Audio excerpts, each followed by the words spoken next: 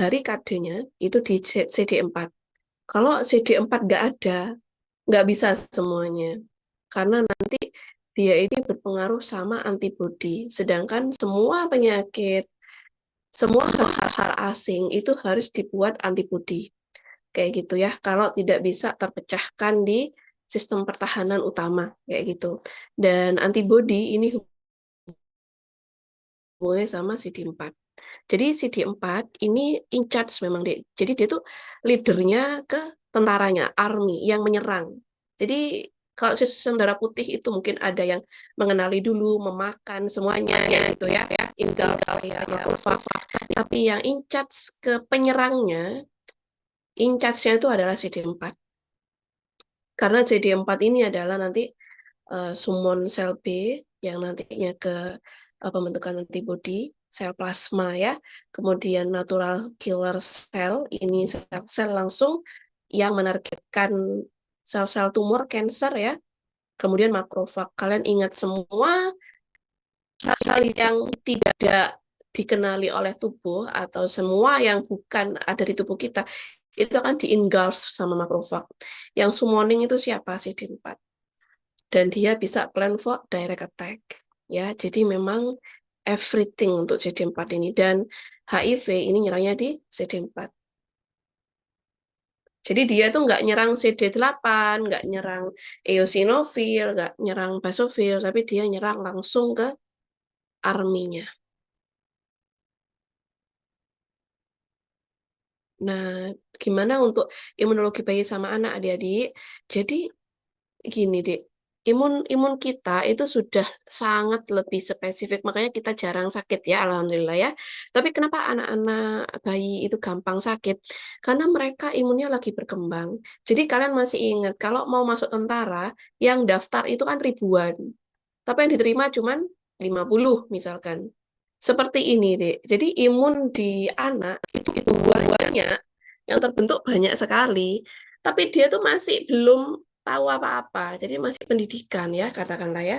Jadi masih sedang berkembang karena memang imunnya belum tahu apa-apa, virus gampang lebih menyerang, imunitas juga kurang efisien ya.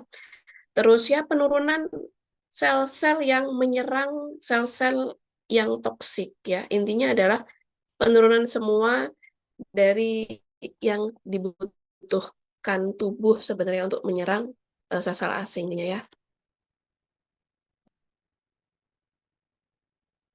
Kalau kita sel CD4 sudah mature, kalau pada saat kelahiran awalnya dia belum mature deh ya.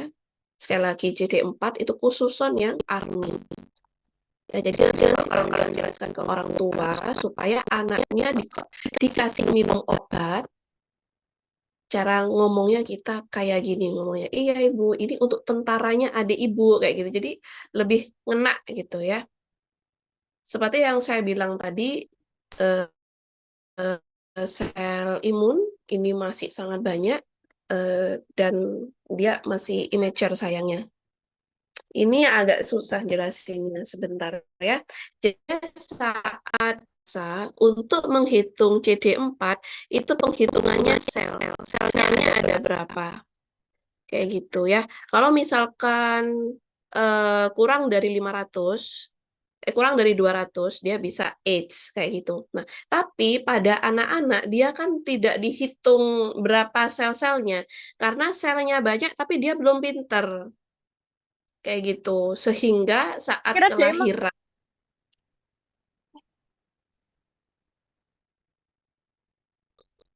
sehingga saat dia kelahiran atau masih saat kurang dari 6 tahun ya, dia ini masih pakai persentase hitungannya. Nanti ada di guide-nya ya.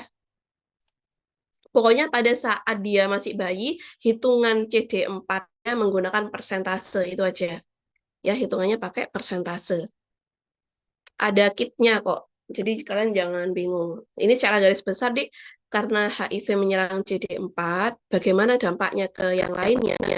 CD4 menurun akan ini ya, meningkatkan produksi antibodi terhadap antigen yang dikenal. Jadi yang udah dikenal itu tetap meningkat awalnya, tapi untuk antibodi baru itu menurun karena sudah sering ganggu kayak gitu.